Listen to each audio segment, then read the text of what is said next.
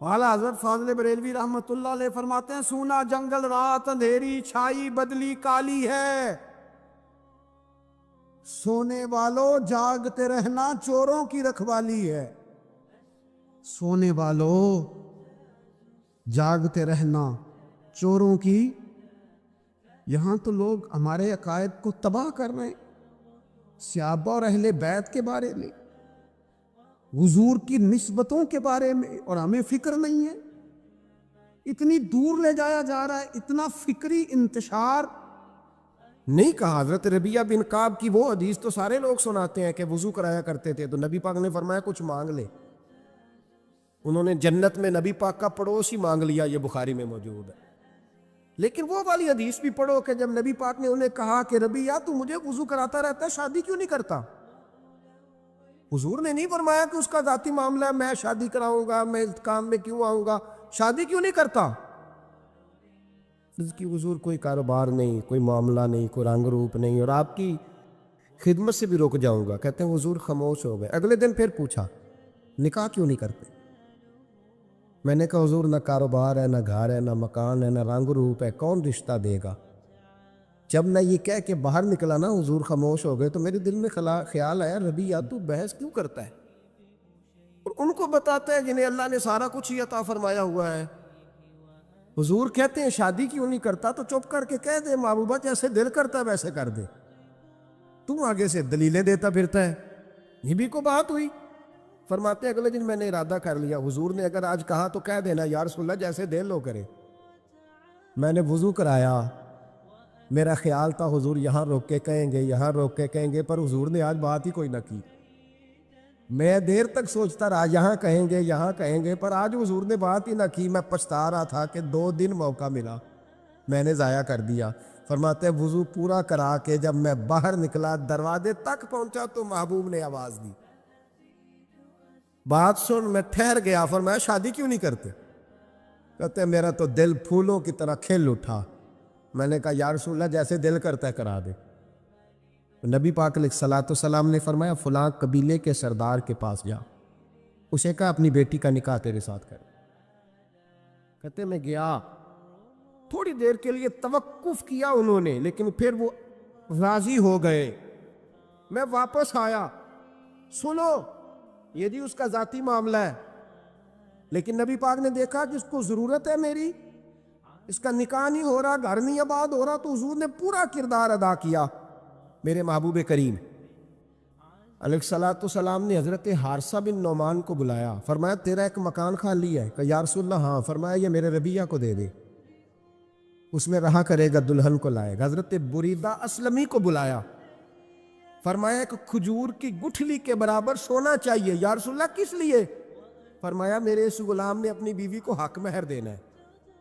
حضرت سیدنا عثمان غنی کو بلایا، تیسرے صحابی، فرمایا ایک مینڈے کا بندوبست تو نے کر کے دینا ہے۔ حضور کس لیے؟ فرمایا میں نے اپنے غلام کا ولیمہ کرنا ہے، بکرے کا بندوبست کر۔ ساری تیاریاں کر کے دیں۔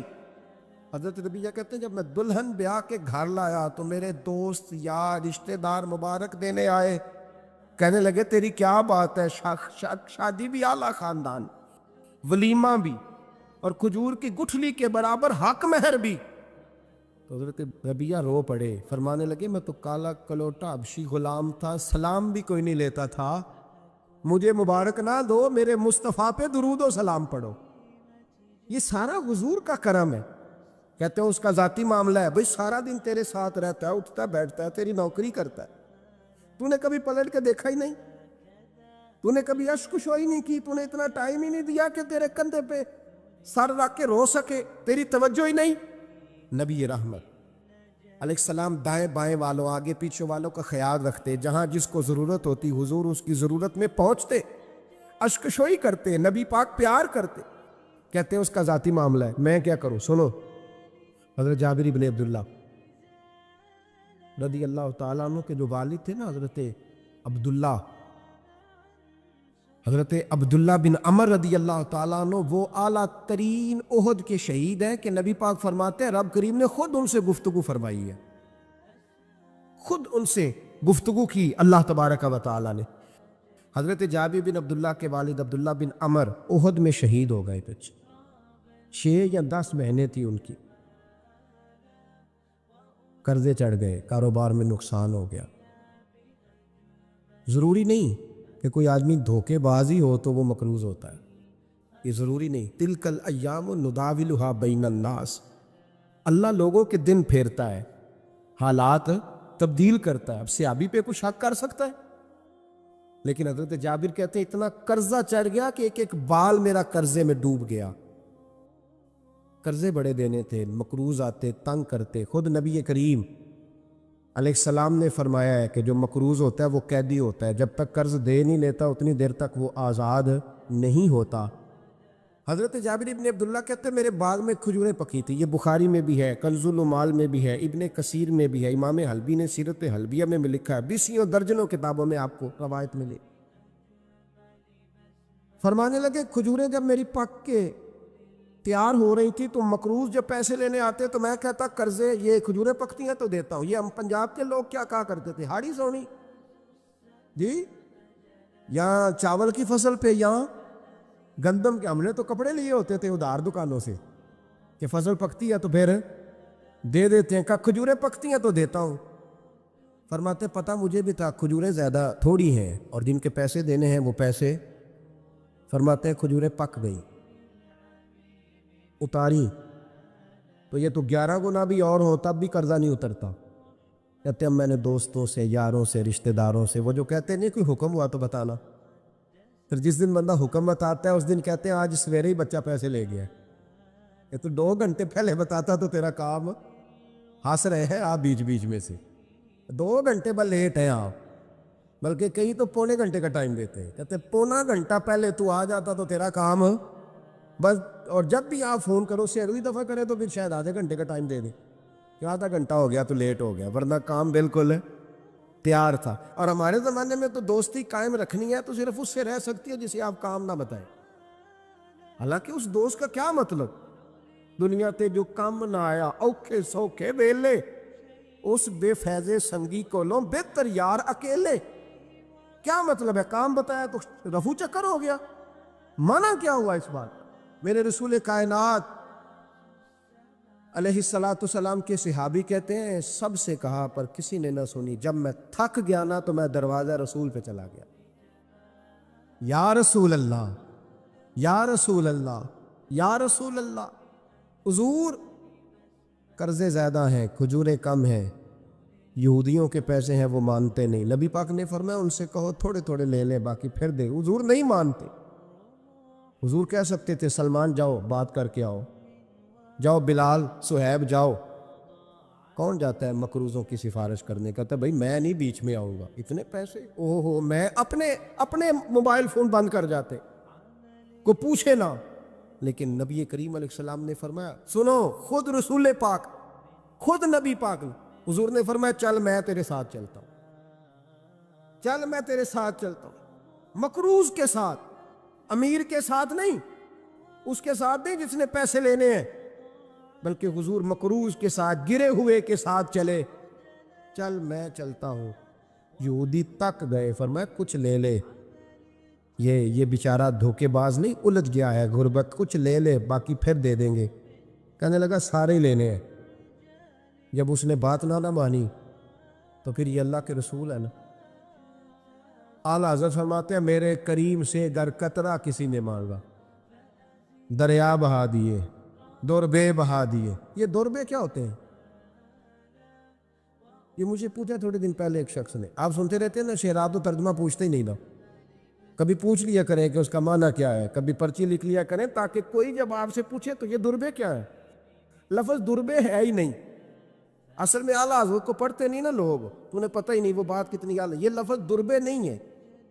اعلیٰ حضرت کہتے ہیں میرے قریب سے گر قطرہ کسی نے مانگا، دریا بہا دیے ہیں، دور بے بہا دیے۔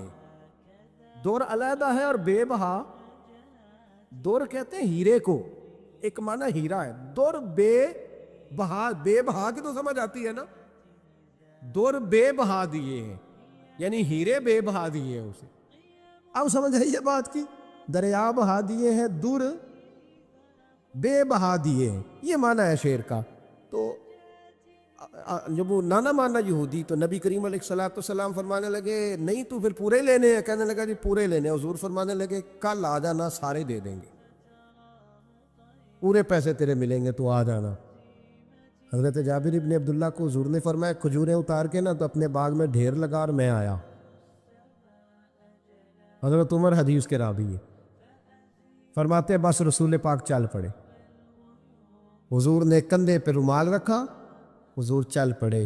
کوئی چٹائی نہیں بچھائی, حضرت جابر کہتے ہیں, کوئی صوفہ نہیں رکھا, وہ پھولوں کے ہار نہیں. حضور آئے, 2-3 چکر میرے باغ کے لگائے اور کھجوروں کے ڈھیر کے پاس بیٹھ گئے. فرمایا بلا جس کے پیسے دینے, بلا, اب تنگی داماں پہ نہ جا اور بھی کچھ مانگ, بلا. فرماتے بندے کو بلایا. حضور نے فرمایا کتنے پیسے؟ حضور اتنے درہم دینار ہے. فرمایا کھجوریں تولتا جا اور دیتا جا. فرماتے میں دیتا گیا. میں نے کہا حضور اس کے پیسے پورے ہو گئے. حضور مسکرا کے فرمانے لگے چل 4-5 کلو کھجوریں اضافی دے دے, کوئی عرض نہیں. کہتے ہیں وہ بھی دے دی. حضور نے فرمایا بلا دوسرے کو. فرمایا اس کو بھی بلایا, تولتا گیا, دیتا گیا. حضور پورے ہو گئے. نبی کریم علیہ الصلوۃ والسلام نے فرمایا چل 4-5 کلو کھجوریں زیادہ دے دے. کہتے ہیں قرضے بھی دے دیے, 5-5 کلو کھجوریں بھی زیادہ دے دی. محبوب اٹھے, کچی زمین پہ بیٹھے تھے. حضور نے لباس مبارک کو جھاڑا, رومال کندھے پہ رکھا. فرمایا میں مسجد جا رہا ہوں, وہاں آ کے مجھے خبر دینا, وہاں آ کے مجھے بتلانا کہ جب میں آیا تھا تب کھجوریں زیادہ تھی کہ جب واپس گیا ہوں تب زیادہ ہے. وہاں مجھے آ کے اطلاع دینی ہے, بتانا ہے مجھے. وہاں آ کے میں جا رہا ہوں, مجھے بتانا ذرا وہاں آ کے. حضرت جابر ابن عبداللہ کہتے ہیں میں نے کھجوریں تولی, میں تھک گیا. میں تھک گیا, ڈھیر تو چھوٹا تھا پر وزن ہی بڑا نکلا. کہتے ہیں میں تھک گیا, جتنی دی تھی نا اس سے زیادہ تول کے باقی پڑی رہنے دی. میں مسجد میں گیا, ذرا لفظ سننا حدیث کے. کہتے ہیں مسجد میں گیا, جا کے عرض کی یا رسول اللہ میں تول آیا ہوں. جب آپ آئے تھے تھوڑی تھی, اور جب واپس آئے ہیں تو کئی گنا بڑھ گئی ہیں. حضور نے پتہ کیا فرمایا؟ فرمایا یہ بات نا جو تو نے مجھے بتائی ہے, یہ بات ذرا میرے عمر فاروق کو بھی بتا. عمر بڑا راضی ہوگا. عمر کو بھی بتلا یہ بات. گویا نبی پاک کے معجزات کی, فضائل کی, شمائل کی باتیں جب بتائی جاتی تھیں صحابہ کے دل ٹھنڈے ہوتے. عمر کو بھی بتا, عمر راضی ہوں گے. جناب جابر ابن عبداللہ رضی اللہ تعالیٰ عنہ فرماتے ہیں میں حضرت عمر کے پاس گیا. میں نے کہا عمر میری یہ رائے تھی کہ جتنی میری کھجوریں ہیں 11 گنا اور بھی اتنی ہو تو پھر بھی قرضہ نہیں اترتا, لیکن سارے قرضے بھی اترے. 5-5 کلو کھجوریں بھی زیادہ دے دی اور پہلے سے زیادہ کھجوریں پڑی ہیں. تو کہتے ہیں حضرت عمر کی آنکھیں روشن ہو گئی, چہرہ مسکرانے لگا. کہنے لگا تو اب بتا رہا ہے نا, اب واپس آ کے رزلٹ سنا رہا ہے. تو صحابہ سے پوچھ لے, جب نبی کریم گئے تھے تو میں نے اسی وقت کہا تھا. حضور کے جاتے ہی میں نے کہا تھا اب دیکھنا رب کریم جابر بن عبداللہ پر ساری ہی رحمتیں نازل فرما دے. اللہ ہر قسم کا کرم فرمائے گا, خیر ہی خیر ہو جائے گی. دیکھ لے میں نے پہلے بتلا دیا. میرے نبی پاک سلام چھوٹی چھوٹی باتوں کا خیال رکھ, چھوٹی چھوٹی چیزوں پر توجہ دیتے, خیال کرتے کس کو کس وقت کس چیز کی کہاں حاجت ہے, اس کی وہ حاجت پوری کی جاتی, اس کا دھیان رکھا جاتا. حضرت جابر خود فرماتے, یہ مسلم کے لفظ ہے, فرماتے ایک دفعہ میں حضور کے ساتھ جہاد پہ گیا تھا. میرا اونٹ کمزور تھا, میں پیچھے رہ گیا. ہمارے یہاں شرط لگتی ہے نا, اللہ تعالیٰ خیر فرمائے. ایک بھائی گاڑی خریدتا ہے, پھر دوسرا چاہے زیور بیچے اس نے بھی خریدنی ہوتی ہے, ورنہ گھر میں گھسنے کی اجازت نہیں ملتی. بہت سارے خرچے. یہ جو جوائنٹ فیملی سسٹم ہے نا, اکٹھے جو ہاں بھائی رہتے ہیں 3 4 5 6, اس کے بہت سارے خرچے ضد کی وجہ سے بڑھ جاتے ہیں. اس نے کیا ہے تو لہذا میں نے بھی, ہوتا ہے نا جی ایسے. تو پھر اس ضد میں کو پیچھے پلٹ کے نہیں دیکھتا کہ چلو جو پیچھے رہ گیا اس کا بھی ہاتھ پکڑے ساتھ آ جائے. دوڑتے رہتے, اس میں بیچارے کئی تھک جاتے ہیں, کئیوں کے پیر دوڑ دوڑ کے سوج جاتے ہیں, بڑے مسئلے بنتے ہیں, لیکن پیچھے پلٹنے کو کوئی تیار ہے؟ اس دوڑ نے ہمیں تھکا کے رکھ دیا. مسلم میں ہے, جناب جابر ابن عبداللہ کہتے ہیں حضور کے ساتھ میں جہاد پہ گیا, واپس آ رہا تھا. میرا اونٹ کمزور تھا, بوڑھا تھا, بیمار تھا, سب لوگ آگے گزر گئے, میں پیچھے رہ گیا. کچھ میں پریشان رہتا تھا غربت سے, تو میں مایوس بھی تھا, ذرا پیچھے رہ گیا, پریشان تھا. فرماتے ہیں نبی پاک نے نا 2-3 دفعہ پلٹ کے دیکھا, ادھر دیکھو، میں نے اپنی زندگی میں بڑے لوگ دیکھے ہیں، وہ امیروں میں چلے گئے، پیچھے پلٹ کے انہوں نے غریبوں کو کبھی نہیں دیکھا کہ وہ ایک دوست ہوتا تھا ہمارا جو ماڑا ہے، غریب ہے، پلٹ کے نہیں دیکھا۔ کہتے ہیں نبی کریم علیہ الصلاۃ والسلام نہ آگے گئے، سب سے آگے۔ حضور نے 2 4 5 دفعہ نہ پیچھے پلٹ کے دیکھا۔ جابر ابن عبداللہ کہتے ہیں جب میں نظر نہ آیا تو میرے محبوب کا انداز کریمانہ دیکھیں، حضور اعلانیہ فرمانے لگے، بھئی مجھے جابر نہیں نظر آ رہا۔ بے خبر ہو جو غلاموں سے، واقعہ کیا ہے؟ واقعہ کیا ہے؟ یہاں ہمارے استاد جب یہ حدیث پڑھا رہے تھے نا، یہ حدیث پڑھا رہے تھے تو اچانک رونے لگ گئے۔ میں نے کہا حضور کیا ہوا، رو کیوں پڑے؟ تو کہنے لگے یار سوچتا ہوں جو محبوب جہاد سے واپسی پر اپنے غلاموں کو نہیں بھولے، وہ میدان محشر میں کیسے بھول جائے؟ وہ وہاں بھی پوچھیں گے فلانا کدھر گیا، فلانا کدھر گیا، ایک ایک کا نام لیں گے۔ حضور نام لیں گے ہماری موج بن جائے گی۔ نبی کریم نے پلٹ کر کے دیکھا، جابر نہیں نظر آ رہے۔ حضور ان کا اونٹ کمزور ہے، پیچھے رہ گئے۔ حضور نے یہ نہیں فرمایا کہ ذرا آہستہ کرو ساتھ، یہ نہیں فرمایا، بلکہ نبی پاک نے فرمایا تم چلو۔ قافلہ چلتا رہا، حضور نے گھوڑا پیچھے کی طرف موڑا، سب سے پیچھے آئے۔ جناب جابر کہتے ہیں پیچھے میرے پاس۔ اس حکمت کو آپ سمجھیں، حدیث کے لفظوں پر آپ غور کریں۔ ایک کہہ کے کہنا ذرا اس کو میرے پاس لاؤ، یہ بات اور ہے، ذرا آہستہ ہو جب وہ بھی ساتھ مل جائے۔ لیکن یہ معنی اور ہے کہ غریب جہاں بیٹھا ہے اس کے پاس خود چل کے جانا۔ حضور خود پلٹ کے پیچھے آئے اور فرماتے میں جو کہ پریشان تھا تو محبوب میری طرف دیکھ کے فرمانے لگے اس کو دوڑاتا کیوں نہیں، پیچھے کیوں رہ گیا؟ تو کہتے ہیں مایوس بندہ، پریشان بندہ کبھی کبھی وہ اس طرح بولتا ہے کہ جیسے کڑ رہا ہے، تھوڑا سا نا سخت ترش باتیں بھی کرتا ہے۔ کہتے ہیں میں نے اس عالم میں نا، میں نے کہا حضور اس قابل ہوتا تو سب کے ساتھ مل نہ جاتا، کمزور ہے، ماڑا ہے، مہران ہے، اور وہ بھی پرانی جو چل ہی نہیں سکتی، یہ کہاں یا رسول اللہ دوڑے گا، اس قابل ہی نہیں ہے۔ حضور اس قابل ہوتا تو قافلے کے ساتھ نہ ہوتا۔ کہتے ہیں حضور نے میری طرف توجہ فرمائی، میں باتیں کر رہا تھا اپنے اندر کی پریشانی کی تو حضور مسکراتے جا رہے۔ حضور کے ہاتھ میں چھڑی تھی، فرمانے لگے ایسے ہی تو باتیں کر رہا ہے۔ نبی پاک نے اونٹ کی پشت پہ چھڑی لگائی اور فرمایا تو دوڑتا کیوں نہیں؟ بڑے ہلکے سے مسکرا، اوے تو دوڑتا کیوں نہیں؟ تو جناب جابر بن عبداللہ کہتے ہیں جو سب سے پیچھے تھا نا وہ سب سے آگے نکل گیا، وہ دوڑتا گیا، دوڑتا۔ فرماتے ہیں میرا چہرہ بھی عجیب سا، لوگ میرے انداز دیکھیں کہ یہ کیسے آگے نکل گئے، کیسے، کبھی نہ سوچ یہ کیسے نکل گیا، بس سمجھ لے آگے وہی نکلا ہے جسے مصطفیٰ کی تھپکی مل گئی ہے۔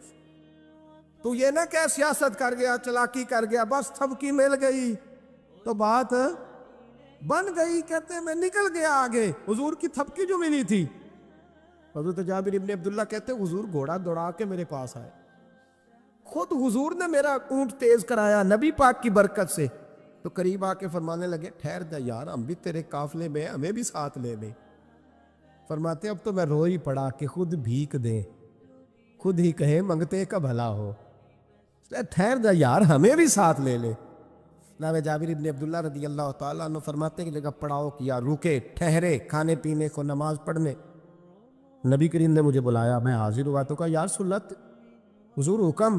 تو محبوب فرمانے لگے جابر یار تیرا اونٹ میں نے نرالا ہی دیکھا، بوڑھا ہو کے سب سے آگے نکل جاتا ہے، بیمار ہو کے، کمزور ہو کے۔ کہتے ہیں میں چہرہ دیکھتا جا رہا ہوں کہ حضور سارا ہی پتہ ہے آپ کو، میں کیا عرض کروں؟ تو محبوب فرمانے لگے پسند آ گیا، بیچ نہیں دیتے میرے ہاتھ؟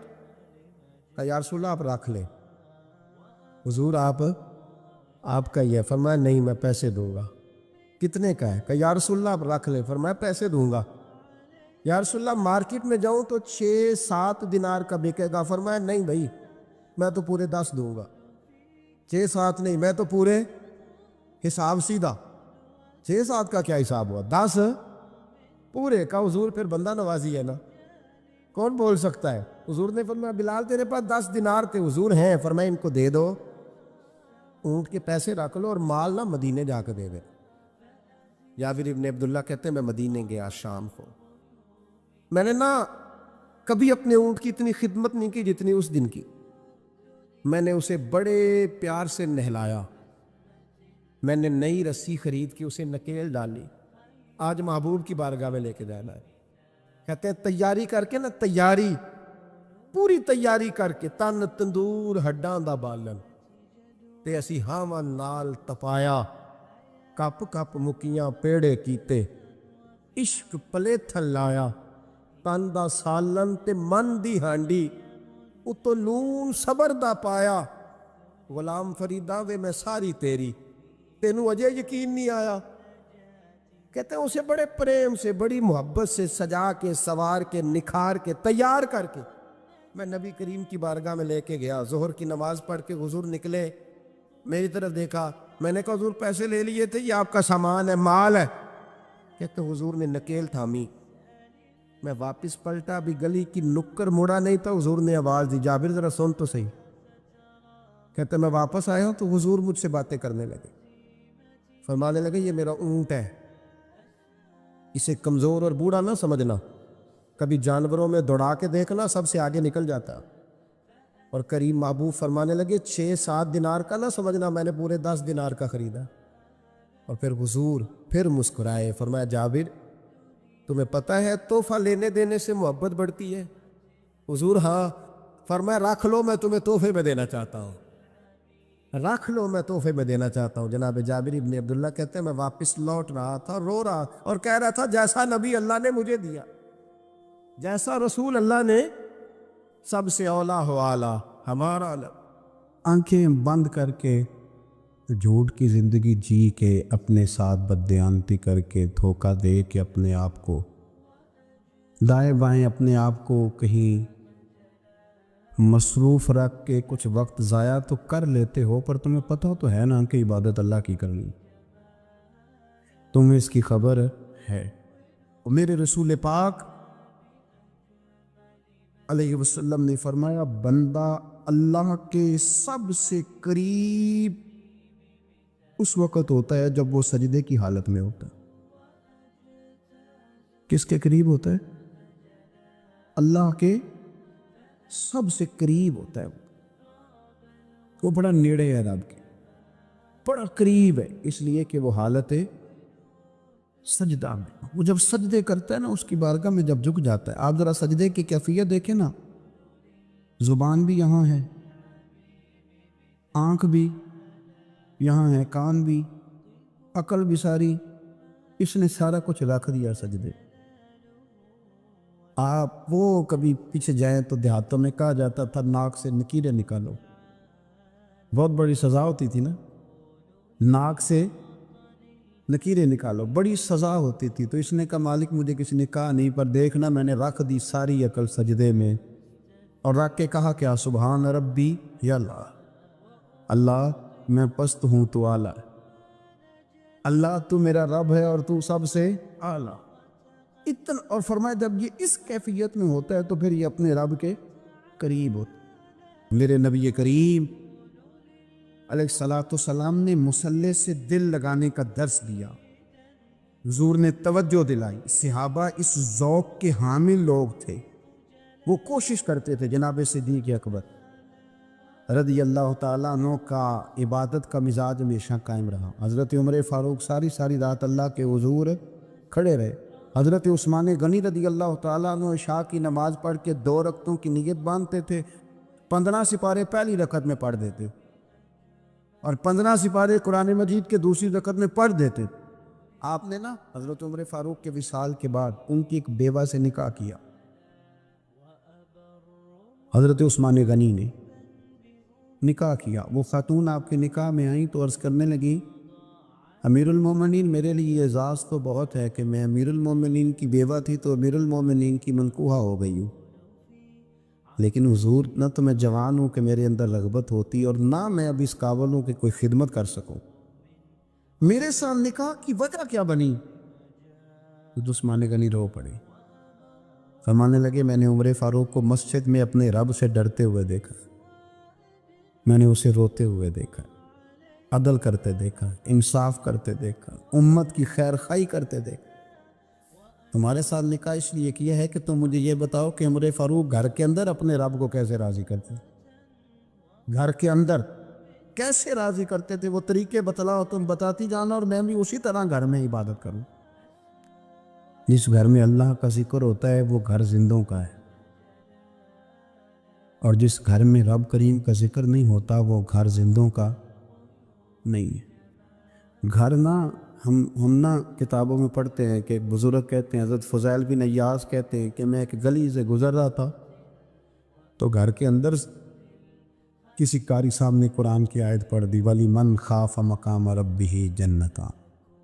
میں میرے کانوں سے ٹکرائی تو اللہ نے میری کایا ہی پلٹ دی، میں توبہ کر گیا۔ اب گھر کے اندر سے آواز آئے تو صحیح نہ تلاوت کی، پر اندر سے آواز آتی نہیں ہے، ڈیک بجنے کی آواز آتی ہے، یا ٹی وی چلنے کی آواز آتی ہے، یا دھوم مچانے کی آواز آتی ہے۔ عبادت کا وہ جو خاص شوق تھا، وہ جو حسن تھا، وہ جو توانائی، وہ جو بات۔ ایک جگہ پہ ہم بیٹھے تھے تو وہاں ایک صاحب آئے اور انہوں نے آتے ہی کہا کہ مہربانی کریں ذرا مجھے مصلی دے دیں، میرے میں کچھ نفل رہ گئے۔ تو میں نے وضو کر لیا تو کوئی مصلی مل جائے، مصلی انہیں دے دیا گیا، وہ مصلی لے کے چلے گئے۔ تو پیچھے ایک صاحب نے تبصرہ کیا، کہنے نے کتنا ریاکار بندہ ہے، لوگوں کو دکھا رہا ہے کہ میں نفل پڑھتا ہوں، ہے کو بات کرنے والی۔ میں نے اسے کہا، میں نے کہا تو مہربانی کرنا، اس طرح کی ریاکاری تو بھی کر، پکڑ مصلی اور جا تو بھی تھوڑی ریاکاری کر کے آ، اٹھ ذرا شکر کر، کوئی یہ ریاکار بھی ملا ہے، کوئی نفل پڑھ کے ریاکاری کر رہا ہے۔ اللہ کا میں کہتا ہوں کو پڑھے تو صحیح نہ، یا یہ کوئی دور ہے نفل پڑھنے کا؟ اس میں تو لوگوں کا مزاج ہی نہیں، طبیعت ہی نہیں۔ میں نے کہا چل مہربانی کر یہ دے مصلی اور تو بھی جا تھوڑی سی ریاکاری کرو تو صحیح نا، مزاج ہی نہیں، ذوق۔ جمعے کی نماز پڑھ کے یوں دنیا بھاگتی ہے، او ہو پتہ نہیں کون سی پیچھے آگ تھی جو بجھائی جائے گی۔ اور آج تک لوگ مسئلہ پوچھ رہے ہیں کہ جمعے کی بعد والی سنتیں کتنی ہوتی ہیں۔ میں نے کہا کتنے سال ہو گئے جمعہ پڑھتے، کتنے سال ہو گئے، ابھی تک سنتوں کا نہیں پتہ، ابھی تک نہیں علم کے پہلے کتنی رکھتے ہیں اور بعد میں کتنی رکھتے ہیں۔ فجر کی سنتیں کب پڑھنی چاہیے؟ سنو فجر کی سنتوں کے بارے۔ میرے رسول کریم سید عالم صلی اللہ تعالیٰ علیہ وسلم سے ایک صحابی نے پوچھا تھا، حضور میری فجر کی سنتیں رہ گئیں یا رہ جاتی ہیں تو حکم کیا ہے؟ کیا انداز ہے حضور کا، بخاری مسلم کے لفظ سنو۔ حضور سید عالم صلی اللہ علیہ وسلم فرمانے لگے، اس نے کیا پوچھا تھا؟ حضور جواب کیا دیتے؟ فرمایا فجر کی سنتیں کبھی نہ چھوڑنا، فجر کی پہلی 2 سنتیں کبھی نہ چھوڑنا۔ یا رسول اللہ صلی اللہ تعالیٰ علیہ وسلم میری رہ گئی ہیں، رہ جاتی ہیں۔ فرمایا فجر کی 2 سنتیں نہ چھوڑنا، فرمایا فجر کی پہلی 2 سنتیں مجھے دنیا اور دنیا کے اندر جو کچھ ہے وہ سب سے زیادہ پیاری ہے۔ فجر کی 2 سنتیں دنیا اور دنیا میں جو کچھ ہے مجھے وہ سب سے زیادہ پیاری ہے، اس لیے فجر کی سنتیں نہ چھوڑ۔ اپنا ذوق، اپنی طبیعت، ہم نے نا ذوق غلط بنا لیا۔ اگر 20 بندے کہہ بھی دیں گے تو نے بڑی شاندار تلاوت کیا تو کیا اس سے بنے گا؟ 100 بندہ کہہ بھی دے تیری کیا بات ہے، کیا بات ہے نعت خاں کی، کیا بات ہے علامہ صاحب کی، پیر صاحب کی، پیر مہر علی شاہ صاحب رحمۃ اللہ علیہ۔ آپ تشریف فرماتے تو آپ کے ایک ہی بیٹے بابو جی جن کو کہا جاتا ہے، جس دن صاحبزادے پیدا ہوئے تو خادم نہ وہاں سے نکلا۔ ان لوگوں کے شوق اور طرح کے تھے نا، تو ان کی توجہ بھی اپنے شوق کی طرف رہتی۔ تو خادم نکلا اندر سے، پیر صاحب مبارک ہو، پیر صاحب مبارک ہو، پیر صاحب مبارک ہو، پیر صاحب مبارک، شور کر رہا ہے۔ تو پیر صاحب کو وجد ہو گیا، اللہ اکبر، اللہ اکبر، اللہ، کیا ہوا؟ کس چیز کی مبارک دے رہے ہو؟ اس کی حضور اللہ نے بیٹا دیے۔ تو آپ فرمانے لگے اچھا حضور آپ کیا ہوا، آپ تو پریشان ہو گئے۔ فرمانے لگے جب تو نے 3 دفعہ کہا نا مہر علی کو مبارک ہو تو میں سمجھا تھا شاید تجھے کسی نے بتا دیا ہے کہ مہر علی سے اللہ راضی ہو۔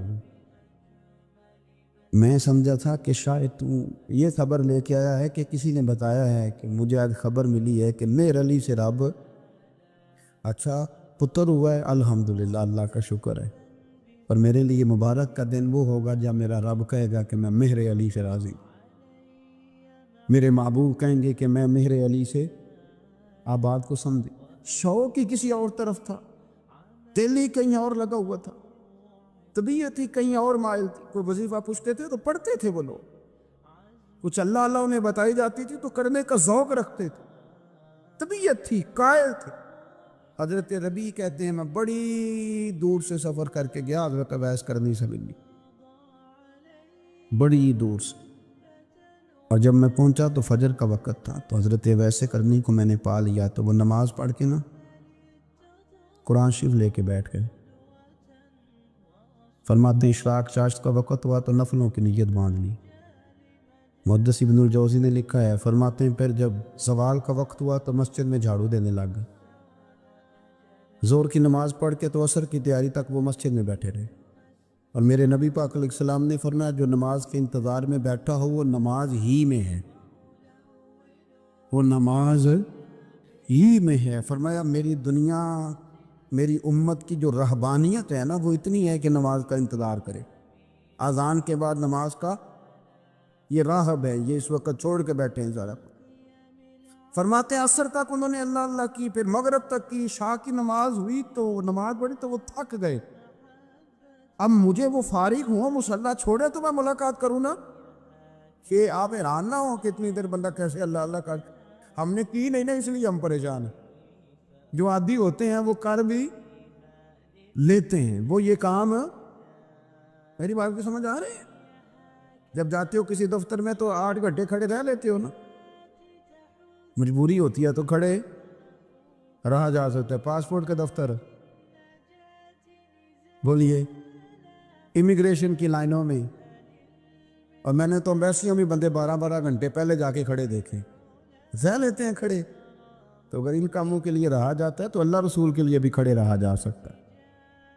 تو فرمانے لگے کہ جب عشاء کی نماز کے بعد آخر انسان تھے، تھک گئے، نیند کا غلبہ ہوا تو تھوڑی ایسے آنکھ بند ہوئی تو کھلی تو رونے لگے۔ حضرت ویسے کر دیا، رو کے کہنے لگے مالک مجھے غافل تو نہ کر، ابھی میں نے کیا بھی کچھ نہیں، دن ختم ہو گیا، کوئی نفل نہیں، کوئی اللہ اللہ نہیں، اللہ مجھے غافل نہ کر، میری مدد فرما۔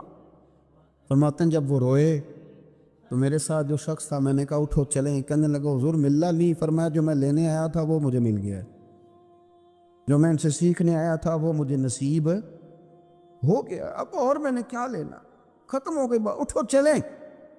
اللہ کے بندوں نے حضرت ربیعہ بن کعب اسلمی رضی اللہ تعالیٰ عنہ فرماتے ہیں، کہتے ہیں جب بنو قریظہ اور بنو نذیر یہودیوں کے ساتھ حضور علیہ السلام نے جنگ کا اعلان فرمایا تو وہ دشمن ہو گئے، ہمیں خطرہ تھا کہ وہ رات کو کہیں محبوب کو تکلیف نہ دیں، تو کچھ لوگ نا تلواریں لے کے نبی پاک کے دروازے پہ پہرے داری کرتے تھے۔ گن مین رکھنا حرام نہیں، اگر کسی کو واقعی خطرہ ہو تو اس کے لیے سنت بھی ہے۔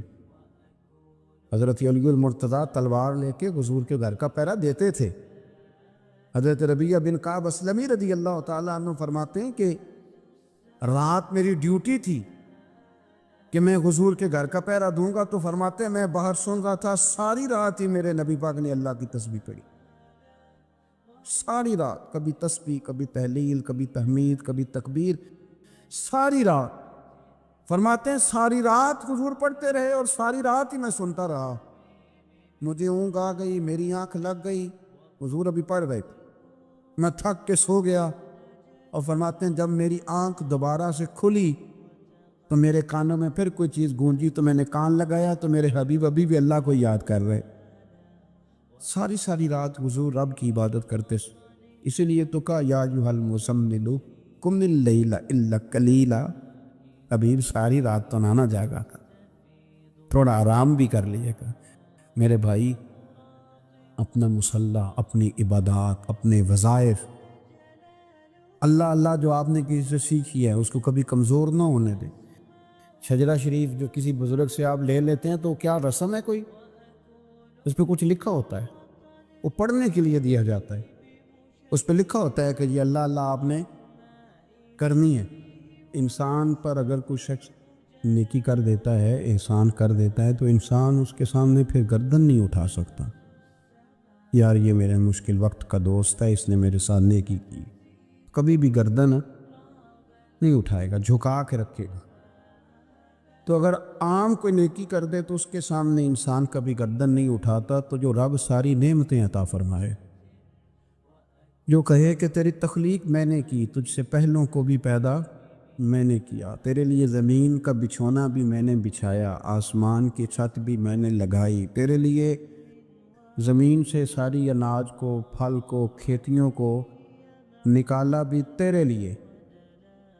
اب تو اس طرح کر کہ تو میری عبادت کر، تو میری بارگاہ میں جھک جا۔ بہت سارے نشے لوگوں کو لگے ہوئے ہوتے، ہر آدمی کوئی نہ کوئی نشہ کرتا ہے، کوئی دولت کا کرتا ہے، کوئی شہرت کا کرتا ہے، کوئی اپنی تعریف کا نشہ کرتا ہے، دو چار لوگوں سے تعریف سن کے مطمئن ہو جاتا ہے۔ ناراض تو نہیں ہو گیا اس جملے سے؟ آپ کرتے ہیں لوگ دولت کا نشہ بھی، یہ جب نقصان ہوتا ہے تو بندے بیمار نہیں ہو جاتے؟ پیسے ڈوب جاتے ہیں تو لوگ بیمار نہیں ہو جاتے؟ تو اس کا مطلب یہ ہوتا ہے کہ نشہ ٹوٹ گیا ہے۔ اب بہک ہوئے ہیں نا تھوڑے سے تو کانپتے ہیں، تڑپتے ہیں، پریشان۔ نشہ ہی اسی طرح ہی کرتا ہے نا، نہیں ملتا تو پریشان ہوتا ہے۔ یہ سارے نشے ہیں، مختلف قسم کا نشہ۔ ہم مانتے نہیں اس بات کو، تسلیم نہیں کرتے، کیونکہ تسلیم کرنا بڑا مشکل کام ہے۔ اس کے لیے تو بڑی ساری چیزیں جو ہے وہ دبوچ کے اور بڑی سارے رستے پھلانگ کے آنا پڑتا ہے، تو بڑا مشکل ہے ماننا، ورنہ کرتے ہیں ہم، ہمارا مزاج ہے۔ یہ گھومنے پھرنے کا، دنیا دیکھنے کا بھی ایک نشہ ہے، یہ بہت ساری باتیں کرنے کا بھی ایک نشہ ہے، گپ شپ کا بھی ایک نشہ ہے۔ دو چار لوگوں کی جب تک پگڑیاں نہ کھول لیں، بعض لوگوں کو نیند نہیں آتی۔ یہ غیبت کا، چغلی کا، بددیانتی کا، یہ بھی ایک نشہ ہے۔